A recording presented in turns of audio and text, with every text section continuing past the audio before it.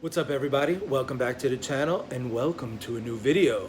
Now when last we met, I was mired in self-pity and despair, and a pall hung over my channel like a dark cloud. But you know what? I'm better now. And you probably are noticing that my intros usually start inside of the truck, and right now, you can tell by the art I'm in a cheap motel. How did I end up here? Well, stick around and you'll find out. I mentioned in that last video that I want to try to help new truck drivers or people who are considering getting into trucking. And it's not all sunshine and rainbows. You're not just driving by the country and, hey, there's the largest ball of twine, or there's Mount Rushmore. Um, Sometimes things go wrong. So let me tell you about my last 2 days. Right now it's Tuesday, okay?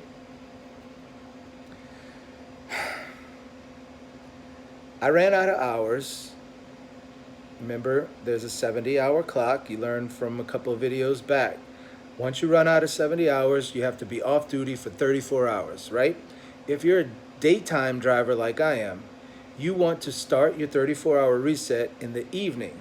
So for example, if you drive all day and stop at 5 p.m., go off duty, well, 24 hours later, it's 5 p.m., and an additional 10 hours, it'll be 3 a.m. the next day. So you've only taken one day off. In other words, you drove one day, ended your day in the evening, you took one day off, and you're ready to go the next morning. My hours ran out in the morning instead of the evening. 9:30 a.m. they ran out. And that was on Monday. Yesterday was Monday. So 9:30 a.m. I went off duty. That means 24 hours later is 9:30 a.m. on Tuesday, plus an additional 10 hours is 7:30 p.m. Tuesday. So basically I had to take 2 days off, unpaid, instead of one, all because my hours ran out in the morning. So was not happy about that. Second thing that sucks, I'm in San Bernardino County, California, which is no place to be. There's only a few truck stops and they're always full unless you're willing to pay. So I drove to Mira Loma, it's a little city in around there, and paid for a parking spot at the Flying J in Mira Loma. Now, I spent, remember, I got there at 9:30, went off duty, all day, just, there's nothing to do in Mira Loma. It's just nothing, you know? You can't go for a walk. It was 100 degrees. So I would go in the truck and sit with the engine idling in the AC for a couple hours, get bored, go in the truck stop, walk around, get bored, go back to the truck, all day and night, all day and night. That was Monday. So this morning, I woke up, I was gonna take a shower because I hadn't showered since Saturday night. I reserved a shower on my phone, walk into the truck stop, all the showers are down because they had some pipe burst or something. And I needed a shower when it's 100 degrees, you know. Actually, I don't have BO. I know this sounds funny, but I just was born lucky. I don't know. Y'all never ever hear me. If you've watched this channel, people say, Jason, you shouldn't talk so bad about yourself. I'm going to say something good about myself. So listen up. This might be the only time you hear me say something good about myself. I don't have BO. So anyway, I still needed a shower because I was funky. No showers. So about 15 minutes away from the Flying J in Mira Loma is the TA in Rancho Cucamonga. So I went on PC, personal conveyance, because remember, I got to stay off duty. Y'all remember that episode? So there's a perfect example of personal conveyance. I had to drive from one truck stop to the other, but stay off duty. I had no trailer, just bobtail, truck only. So I PC'd over to the TA. And you got to pay for parking there, $25, unless you spend $25 in the store. Well, the shower was $15, and then I bought some drinks and stuff. So that's pretty cool. So today, I was actually feeling good. I changed truck stops I got a shower. I decided I'm not sitting in the truck all day. Can't do it 2 days in a row. There's no way. Well, about 7 minutes away is a mall. Normally I'd walk. 7 minutes by car. Normally I'd walk, but it was 103 degrees, so I got a lift. I walked around that mall for 4 hours just to stay in the AC. I got my teeth whitened. That was, I got a massage. Plus I ate at a restaurant called Lucky Dog, and I had Brussels sprouts and shrimp fettuccine, and I was feeling good. Today was a great day. I get back to the TA, crank up the truck, crank up the AC. Now look, we have two separate AC units, one for the cab, where you sit when you're driving, one for the sleeper, because one AC can't cool that many cubic feet. My sleeper AC went out, just the fan killed.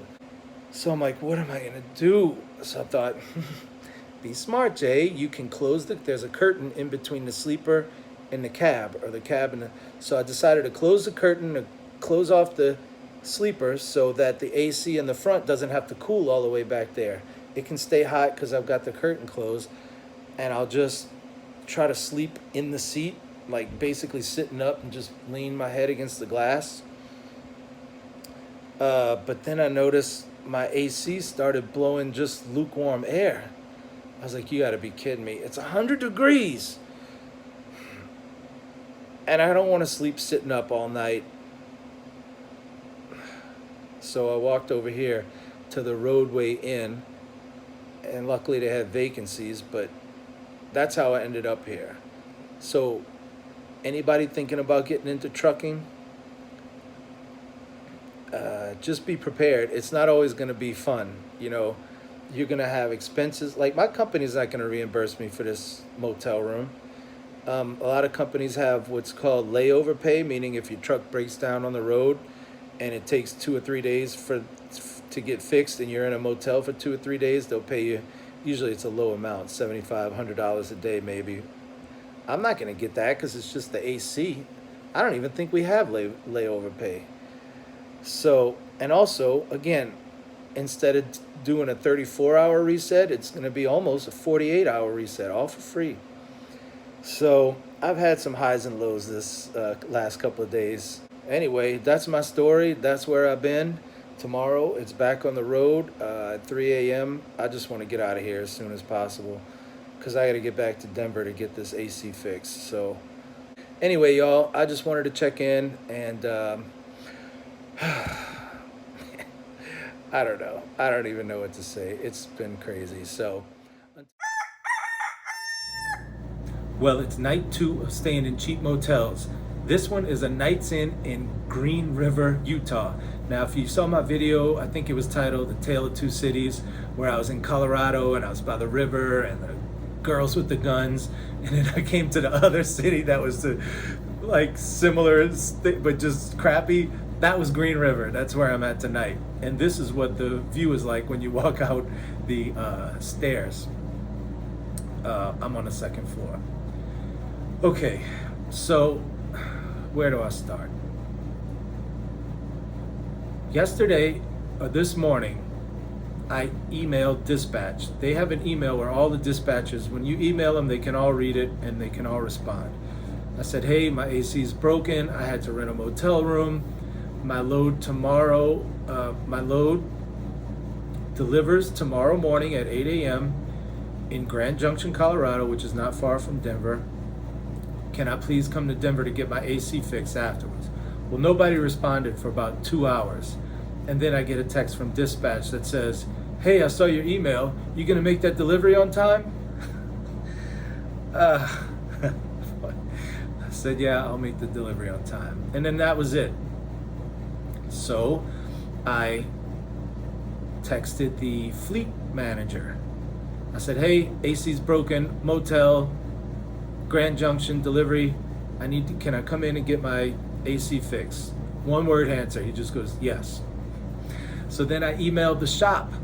Hey, AC's broken, blah, blah, blah. Just wanted to give y'all a heads up. I'm probably be in tomorrow afternoon in case you need to get Freon or a new blower motor or anything like that. Have it ready. They didn't respond. Probably didn't even read it. So I called dispatch. to say, hey, can I please get a load?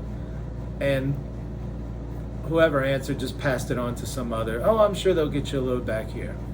Well, I just looked at my app on my phone with my loads, and guess what? I delivered tomorrow. I'm in Green River. Grand Junction's an hour and a half away. Deliver a load of tires.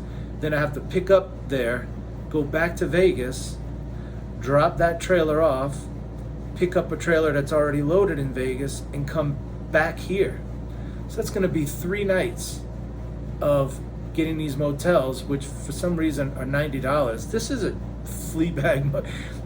It's not a flea bag motel. It's clean, but it's old and outdated. And $90 is insane. In Green River, there's nothing here. It's a dusty cow town. There's nothing here. So I'm up to $180 because of last night. Another 90. I'll be up $270 just to come to work. So all you prospective truck drivers or new truck drivers, just get ready, because this stuff happens. And by the way, I'm gonna read y'all the email. Maybe y'all can leave a comment and say if I wrote the wrong thing. I try not to cop an attitude with anybody, because when you give somebody attitude, they're disinclined to acquiesce. You know what I'm saying? So I think that was from, what was the movie? Pirates of the Caribbean, where he said, I'm disinclined to acquiesce. And he goes, that means no. Anyway, this is what I wrote when I got my new load back to Vegas. I just looked at my loads on McLeod and noticed that I'm going back to Vegas. I was hoping to get to Inglewood, that's a suburb of Denver. I was hoping to get to Inglewood to get my air conditioning fixed. It's over 100 degrees every day, and I'm having to pay for motels every night. I can't keep coming out of my pocket like this. Is there any way I can go to Inglewood? ? What do y'all think? I know the line that sticks out, I can't keep coming out of my pocket. It sounds like I was being aggressive. I mean, it's too late. I wish I wouldn't have wrote that. I could have just said, and I'm having to pay for motels every night. Is there any way I can go to Inglewood? Oh, man. Now they're gonna go, oh, you can't keep coming out of your pocket? No problem. Instead of going Vegas back to Colorado, how about we send you from Vegas to San Antonio, Texas? It's good and hot over there. Stay at the Four Seasons while you're at it. So I don't know. I'll keep y'all updated on what happens here. Maybe they'll change my load. I hope, but we'll see. Now that I gave them attitude. Why did I have to write that? Oh, man. All right, stay tuned. I'll let you know tomorrow what happens.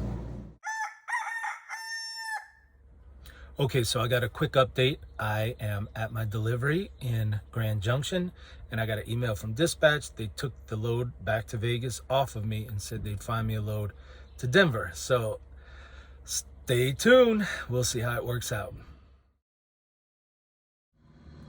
Okay, just a quick update. I'm still here getting tires unloaded. We're going on 4 hours. It's 100+ degrees. I can't idle the truck and run the AC. So I'm stuck in this, what you see, it's shaking because they're unloading me. I'm stuck in here. I got the windows down, and typical for me, there's a nice strong breeze outside. Only what's the problem? It's a headwind. I need a crosswind to come through the truck, so I get no benefits from the breeze. I'm just in here sweating. I mean, it is hot. But the only good news is I got a load when I leave here. I had to go down to Montrose. It's about an hour and a half away. Get loaded, bring that back to Denver to our yard. So I will be at the yard tonight. So I'm just trying to stay positive and stay tuned, and we'll see what happens next.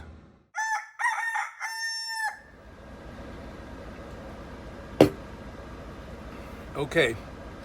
You've been waiting this long. You want to know what is the conclusion of my saga. I got to the yard last night at about 8 or 8:30, dropped off the trailer, put fuel in the truck, backed the truck in, and the rear AC started working. Miraculously, out of the blue, it started working. So I was able to sleep in the truck, nice and cool. But right now I have it on, check it out. You see how the little fan says 3, it's on 1, 2, 3. Well, here's the vents, and there's no air coming out. So, against all odds, it miraculously worked for one night, and then in the morning it broke again. I mean, I guess I got lucky. But that doesn't solve my problem. You want to know what the solution is? They got me a new truck. I'm taking a break right now, and I'm in the process of moving out of this one and into my new one. If you look, see how everything's empty down there. No GPS. My cabinets are empty up top.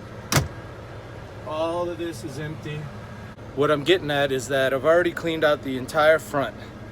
Now I have the microwave, these cabinets, the refrigerator, and then these cabinets and the bed.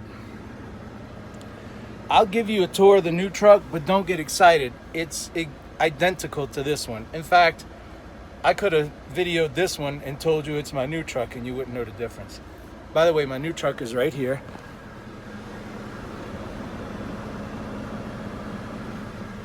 So anyway, I'm taking my little break right now. It's hot. That's another thing. Remember, we live in these trucks. These are our houses, so we have a lot of moving trucks is about a 2-hour process if you do it by yourself like I am. Look at my hair. So anyway, like I said, I'm taking a break. I've already detailed the inside.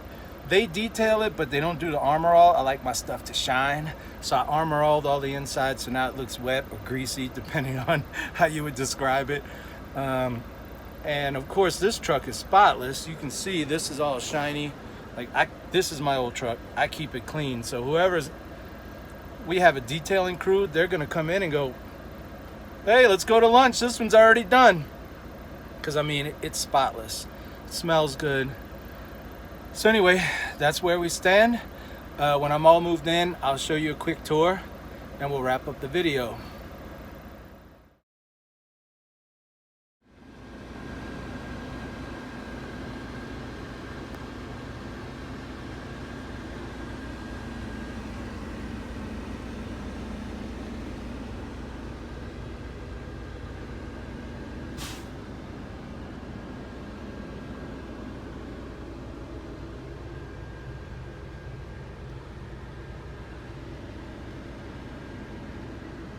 Okay, well that's it. I'm all moved into my new truck and I'm kind of worn out. Swapping those mattresses is not easy by yourself. But we got it, and the AC blows nice and cold, so that's all I'm worried about for right now. So now you see my saga has come to an end and it all worked out for the best. So new truck drivers or prospective truck drivers, get ready, because you're gonna have weeks like this. Now all I have to do is go in, shower, do my laundry, and see where they send me next. And so you'll find that out on my next video. And until then, this is Jason signing out.